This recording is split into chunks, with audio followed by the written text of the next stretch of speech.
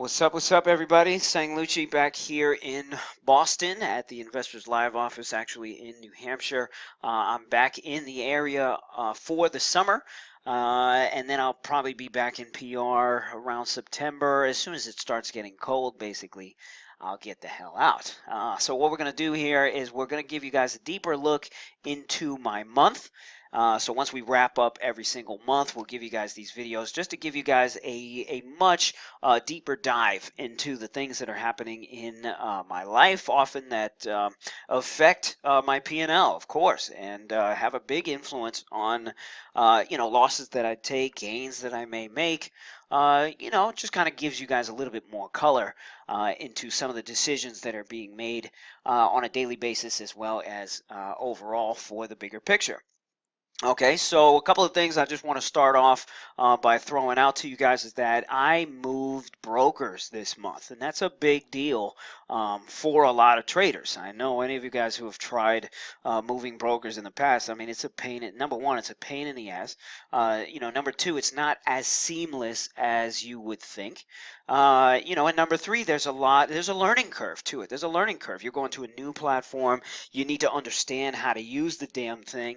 For me, hotkeys is a very important thing for me. If I can't execute in fractions of seconds, I don't know what's going on. I don't feel comfortable. So figuring that all out inside of Interactive Brokers took a couple of days, took 3-4 days for me, just to figure out. So originally I was at a broker in Chicago, and I used Sterling as my front end. Okay. Now, Sterling is complicated if you want to use the API. Okay, so now I have some scripts and some automation and shit that I want to start executing with. That Sterling, it's complicated. Number one, like if your scripts operate on real-time data, Sterling wants $2,000 a month just to use a fucking API. And then anybody who wants to build something in Sterling, like you gotta know how to mess with that particular API. It's not friendly. And again, I'm not a developer. This is not what I do. I'm not a programmer. All right, I just throw money at the situation and tell somebody how I want to execute, and hopefully I can get what I ask for. And again, this is a language that I don't speak. You guys might have a completely different experience with Sterling, but I chose to move to Interactive Brokers. And Interactive Brokers has a much more open API, easy API to use. So that way, when I go ahead and run some of my scripts and some automation, my data guys, my dev team, they can easily kind of come in and change what I need to on a real-time basis, which is what I need considering how aggressively I trade. Okay, so that's one big thing.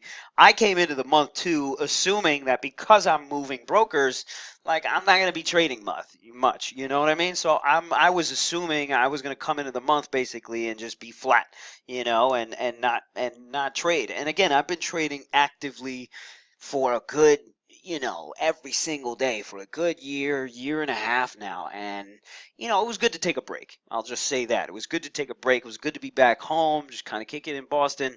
So it was nice. It was a nice little breather here. So let's go ahead and take a look at some numbers here just so I can give you even more color. Okay. So the first account we're going to take a look at is the old account. So this is the broker out in Chicago. As you can see, I made a big withdrawal in this account, and this was the withdrawal that I took out to fund Interactive Brokers. So pretty hefty withdrawal. Another thing that I want to throw out there for you guys is that when you're taking out this kind of money from a trading account, and remember, like we as traders, like it's like when do you pay yourself is always the fucking question. Some traders pay themselves religiously, which I respect. I respect to the nth degree. I know some traders that they'll make 100,000, they'll take out 100,000. They'll make 50,000, they'll take out 50,000, and they'll always stay with that base account. And there's so many different ways that you guys can do this. Me, I'm a crazy asshole. You know what I mean? I'm trying to hit 5-10 mil. So in my head, I'm like, I need more money to make more fucking money. So I never want to gut out these accounts like that. So I'll usually just live on very, minimal monthly expenses. 4,000, 5,000 a month is enough to keep my kitchen running, so that I can trade and I can try to hit these numbers. So in this particular instance, I'm coming out with a good amount of cash. Once you have that money in your bank account, remember, like, we're humans. We're only humans here. We make mistakes all the fucking time. You got all this money sitting in your account. What are you going to do with it? Make sure you have a plan for what you're going to do with this when it comes out. Otherwise, if you don't have the self-discipline, if you don't have the self-control, you can easily see how this scenario would, kind of cause some problems here. Okay, you might go on a damn shopping spree. You might buy a stupid ass car that you don't need. You might do a lot of dumb shit. So make sure you have a plan for what to do with this stuff when it comes out. So I started trading this smaller account. This is a $100,000 account now. When you go from trading a large account size down to a smaller account size, things are different. Decisions are different. Influences are different. There's so much that you can do with a larger account that you can't do with a smaller account. Okay, but you got to make do with what you have to make do. I kept this account funded with 100,000 just in case anything went wrong in Interactive Brokers. That way I'd always have this account here to kind of just jump in and fuck around with, right? So I'm starting to get my feet wet back in again. And again, once you take a couple of weeks off from trading, you always want to ease your way back in. You know what I mean? You got to ease your way back into the repetition of it all. Okay? Don't just hop in and be like, yeah, I'm in 100,000 deep on some fucking, on some SOLY or whatever the hell the hottest shit is right now. Okay? So I'm starting to just dance back in the game a little bit. And then I start to see some interesting things happen, right? The indexes are starting to look a little weak. It wasn't easy, though. It was quite complicated. And without, talking too much about that, I started building a decent amount of a short position, right? So I put the whole account basically in SPY puts and Netflix puts. Now, when I say I put the whole account, it's easy for y'all to jump to a conclusion and say, dude, what the fuck? You're putting your whole damn account in there. Remember, like, this was a $1.4, $1.5 million account. So in my head, I'm like, I'm only using, 10%, less than 10% of my cash. So I was like, all right, I feel good about this. I'm going to short some shit. So I bought a bunch of SPY puts, Netflix puts. First day looked a little ugly.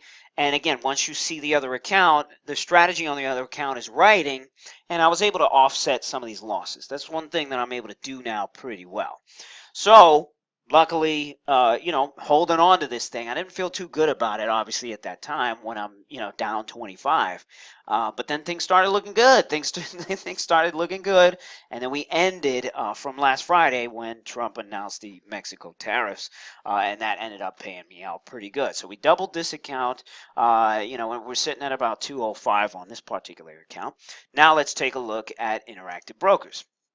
Okay, so let's take a look at the reports here, and let's take a look at portfolio. And here we go. So this is our portfolio here.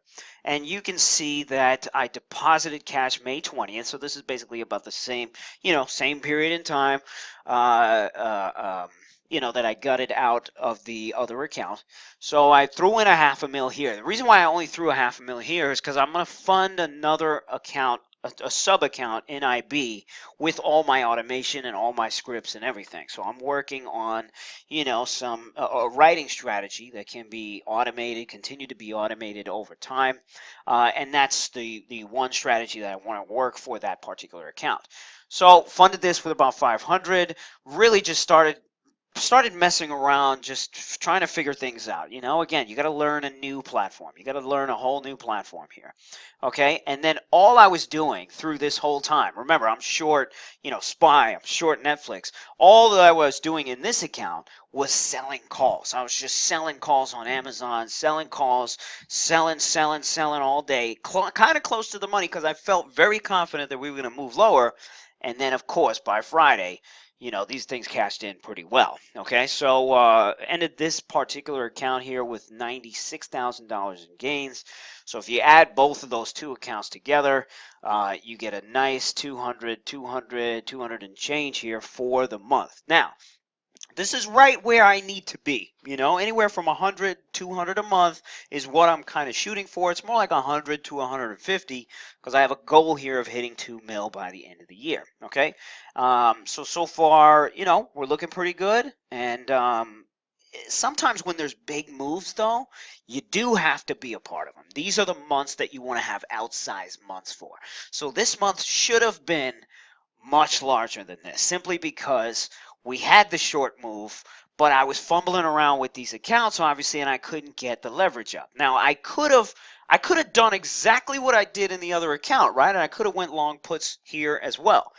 But my confidence wasn't up there, it wasn't all the way up there. And again, like anytime you're making changes in your life, accounts, money, whatever, you're not at your 100% capacity. So trading for me is always about finding where my capacity is meeting like a big market move. And if those things do come together, I have an outsized month, but as long as I'm sitting here at around 100, 150, I'm doing good. I'm doing good. So that's my month. That's what's going on in the world of St. Lucci here. Stick around. We're coming around to major cities. We're doing a meetup in Boston. We're doing a meetup in New York City. Probably going to do a meetup soon in LA as well as Puerto Rico. So we're coming out. I want to meet other traders out there. I want to meet some of you guys. Some of you guys have been following me for a while, supporting me for a while. I want to come out there and meet some of you guys, have a drink with some of you guys, share some conversations, some war stories. So stay tuned. Hope you enjoy these updates. Give us some feedback, drop some comments, and let us know what you think. What? Herb.